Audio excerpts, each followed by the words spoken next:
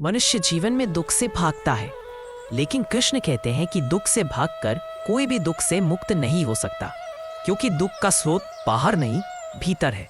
जब तक मनुष्य अपने भीतर के कारणों को नहीं समझता, तब तक वह बाहरी परिस्थितियों के पीछे भागता रहेगा और हर बार निराश होगा, क्योंकि बाहरी दुनिया कभी स्थिर नहीं रहती। श्री कृष्ण कहते हैं, जो परिवर्तन को स्वीकार नहीं करता, वह दुख को आमंत्रित करता है। मनुष्य का मन हमेशा चाहता है कि सब कुछ वैसा ही रहे जैसा वह चाहता है, लेकिन संसार का स्वभाव परिवर्तन है। यही सबसे बड़ी टकराहट है। मनुष्य स्थिर चाहता है और दुनिया चलायमान है। जब इस सत्य को नहीं समझता, तभी दुख की शुरुआत होती है। दुख तब जन्म लेता है जब मनुष्य अपनी इच्छा को सत्य मान लेता है और वास्तविकता का विरोध करता है। पर कृष्ण कहते हैं, वास्तविकता से लड़ने वाला कभी जीत नहीं सकता। इसलिए दुख खत्म करने का पहला उपाय है वास्तविकता को स्वीकार करना।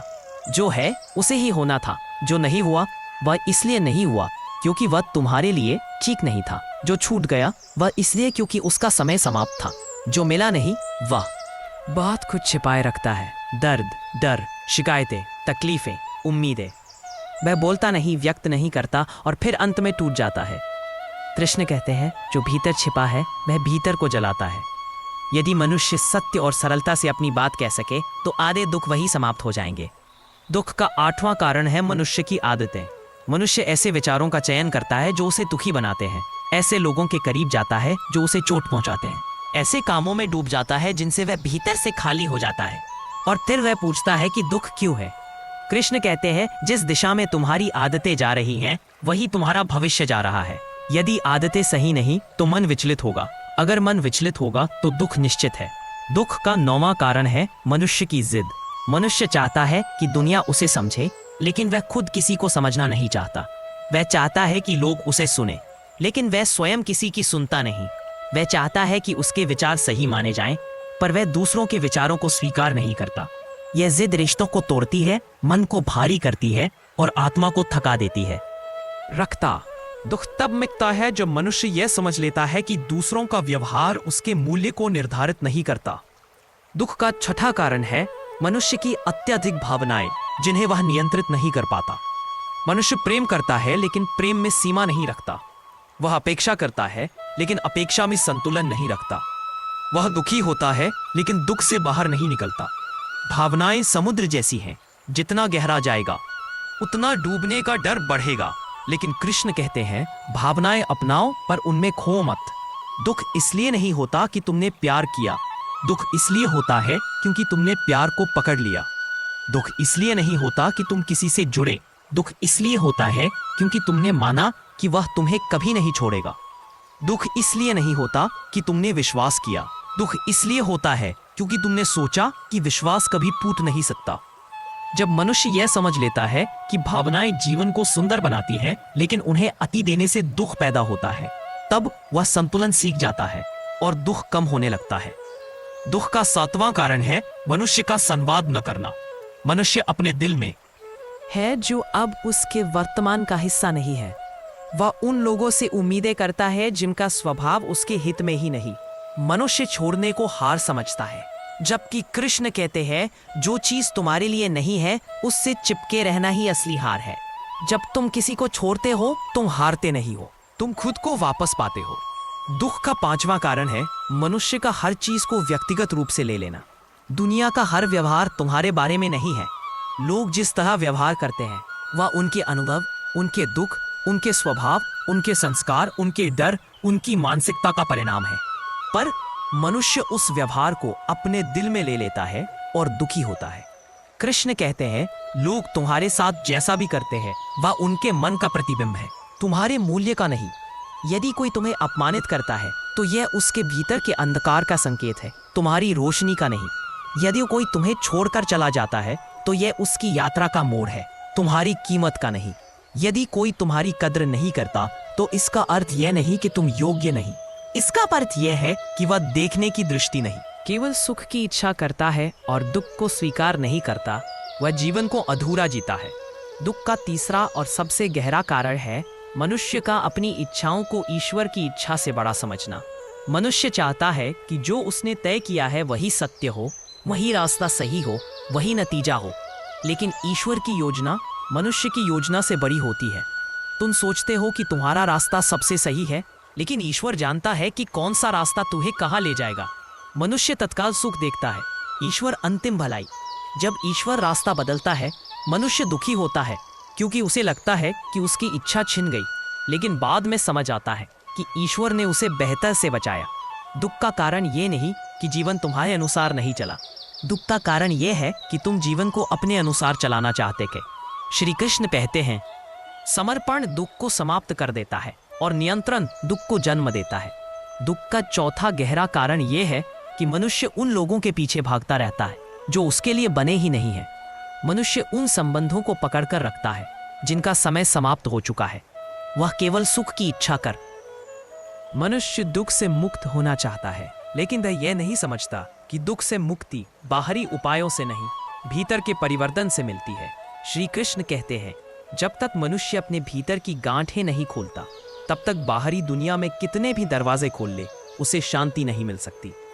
भाग्य को दोष देना सरल है, समय को कोसना आसान है, दूसरों को गलत ठहराना आसान है, लेकिन अपनी कमियों, अपनी अपेक्षाओं, अपनी गलत धारणाओं का सामना करना सबसे कठिन है। और दुख तब तक बना रहता है जब तक मनुष्य यह साहस नहीं जुटा लेता। दुख का तीसरा बड़ा स्तर तब शुरू होता है जब मनुष्य जीवन की वास्तविकता को अपने मन की कल्पनाओं के अनुसार मोड़ना चाहता है। मनुष्य एक आदर्श दुनिया की कल्पना करता है, जहां उसके साथ कभी अन्याय ना हो, जहां कोई उसे धोखा ना दे, जहां हर रिश्ता हमेशा सही रहे, जहां कोई उसका दिल ना दुखाए, जहां हर काम उसकी इच्छा के अनुसार चले। लेकिन यह दुनिया कल्पना की है, वास्तविकता की नहीं। वास्तविकता में दिन होता है तो रात भी होती है, जन्म है तो मृत्यु भी है, शुरुआत है तो अंत भी है, प्रेम है तो बिछड़ना भी है। कृष्ण कहते हैं, जो व्यक्ति दुख जीवन का अंत नहीं, जीवन की दिशा है। दुख वह मोड़ है जहां मनुष्य भीतर देखने के लिए मजबूर होता है, और जो भीतर देखता है वह ईश्वर को पाता है। कृष्ण कहते हैं, दुख इसलिए है कि तुमने अपने अंदर झांकना छोड़ दिया है। जो व्यक्ति एक बार अपने भीतर उतर गया, उसे बाहर का कोई तूफान हिला नहीं सकता। जब मनुष्य स्वयं को जान लेता है, तो वह जान लेता है कि दुख उसके बाहर ही था, भीतर तो सदैव शांति है। और यही गीता का संदेश है, दुख का कारण तुम हो और दुख का अंत भी तुमसे ही होगा। जिसने यह समझ लिया, उसने जीवन का रहस्य समझ लिया। यही श्री कृष्ण का उपदेश है, तुम दुखी नहीं हो, तुमने दुखी होने का चुनाव किया है। चुनाव बदल दो, जीवन बदल जाएगा। वह अशांति नहीं। यदि मनुष्य देना सीख ले, बस देना बिना किसी उम्मीद के, तो दुख अपने आप दूर हो जाएगा। दुख का 10वां कारण है असमर्पण। मनुष्य यह मानता है कि वह सब कुछ अकेला कर लेगा, सब कुछ नियंत्रित कर लेगा, सब कुछ तय कर लेगा, जबकि जीवन में बहुत कुछ मनुष्य के वश में नहीं होता। समर्पण का अर्थ है स्वयं को ईश्वर के संरक्षण में रखना। जब मनुष्य समर्पित हो जाता है, उसे हर घटना में अर्थ दिखने लगता है। वह समझ जाता है कि जीवन उसके विरुद्ध नहीं, बल्कि उसके पक्ष में काम कर रहा है। दुख खत्म होने लगता है जब मनुष्य यह समझ लेता है कि जो भी होता है ईश्वरीय योजना के अनुसार होता है। कृष्ण कहते हैं, जिसने समर्पण किया उसका भय मिट गया। मनुष्य दुख से तभी मुक्त होगा जब वह यह स्वीकार कर लेगा कि जीवन उसकी इच्छा से नहीं चलता, जीवन चल रहा है और हम उसमें यात्री हैं। जब मनुष्य खुद को जीवन का मालिक समझना छोड़ देता है और जीवन का विद्यार्थी बन जाता है, तभी दुख समाप्त होता है। मनुष्य दुख से तब मुक्त होता है जब वह यह समझ लेता है कि हर घटना उसे बदलने आई है, हर कष्ट उसे मजबूत बनाने आया है, हर टूटन उसे नया बनाने आई है। कल्पनाएं करता है। कृष्ण कहते हैं, मनुष्य का सबसे बड़ा शत्रु स्वयं उसका मन है। यदि मनुष्य सीख ले कि अपने मन को कहाँ रोकना है और कहाँ चलने देना है, तो जीवन में दुख अपने आप कम हो जाएगा। ध्यान, मौन, अनुशासन, ये तीनों मन को नियंत्रित करने के द्वार है। दुख का 8वां कारण है अत्यधिक आसक्ति, विशेष रूप से उन चीजों से जो अस्थायी है। मनुष्य अपने प्रियजनों से, धन से, मान सम्मान से, अपनी पहचान से, अपने विचारों से, हर उस चीज से जुड़ जाता है जिसका अस्तित्व समय पर निर्भर है। जब वह बदलती है, टूटती है, छूटती है, खत्म होती है, मनुष्य दुखी होता है। कृष्ण कहते हैं, आसक्ति ही दुख का जन्मदाता है। यदि मनुष्य यह समझ ले कि कोई भी चीज स्थायी नहीं, तो वह छूटने को जीवन का हिस्सा मानकर जीने लगेगा। दुख तभी होता है जब मनुष्य यह मान लेता है कि जो आज है कल्पनाएं करता है। कृष्ण कहते हैं, मनुष्य का सबसे बड़ा शत्रु स्वयं उसका मन है। यदि मनुष्य सीख ले कि अपने मन को कहाँ रोकना है और कहाँ चलने देना है, तो जीवन में दुख अपने आप कम हो जाएगा। ध्यान, मौन, अनुशासन, ये तीनों मन को नियंत्रित करने के द्वार है। दुख का 8वां कारण है अत्यधिक आसक्ति, विशेष रूप से उन चीजों से जो अस्थायी है। मनुष्य अपने प्रियजनों से, धन से, मान सम्मान से, शरीर से, अपनी पहचान से, अपने विचारों से, हर उस चीज से जुड़ जाता है जिसका अस्तित्व समय पर निर्भर है। जब वह बदलती है, टूटती है, छूटती है, खत्म होती है, मनुष्य दुखी होता है। कृष्ण कहते हैं आसक्ति ही दुख का जन्मदाता है। यदि मनुष्य यह समझ ले कि कोई भी चीज स्थायी नहीं, तो वह छूटने को जीवन का हिस्सा मानकर जीने लगेगा। दुख तभी होता है जब मनुष्य यह मान लेता है कि जो आज है वह सदैव रहेगा। दुख का 9वां कारण है स्वार्थ। मनुष्य दुनिया को अपने लाभ हानि की दृष्टि से देखता है। वह संबंधों को भी लेन देन समझता है। जब उसे मिलता है तो खुश, जब नहीं मिलता तो दुखी। कृष्ण कहते हैं स्वार्थ है वहां प्रेम नहीं, और जहां प्रेम नहीं है भविष्य की चिंता मनुष्य की ताकत को खा जाती है। जो अभी तक हुआ ही नहीं, उससे डरकर मनुष्य अभी के सुख को खत्म कर देता है। भविष्य किसी के हाथ में नहीं है, और जो चीज मनुष्य के हाथ में नहीं, उससे डरना व्यर्थ है। जो होगा उसे कोई रोक नहीं सकता, जो नहीं होगा उसे कोई ला नहीं सकता। इसलिए चिंता छोड़कर कर्म करना ही कृष्ण का मार्ग है। दुख का 6ठा कारण है मनुष्य की गलत उम्मीदें। मनुष्य उम्मीद करता है कि उसका जीवन बिना संघर्ष के होगा, उसके रास्ते में बाधाएं नहीं आएंगी, हर प्रयास सफल होगा, हर रिश्ता टिकेगा, हर इच्छा पूरी होगी। जबकि जीवन का स्वभाव ही यह है कि इसमें सुख और दुख दोनों होंगे। कृष्ण कहते हैं जहां रात है वहां दिन भी है, जहां सुख है वहां दुख भी है। अगर मनुष्य यह समझ ले कि दुख जीवन का हिस्सा है, दुश्मन नहीं, तो दुख का डर मिट जाएगा। दुख का 7वां कारण है मनुष्य का अपने विचारों पर नियंत्रण ना होना।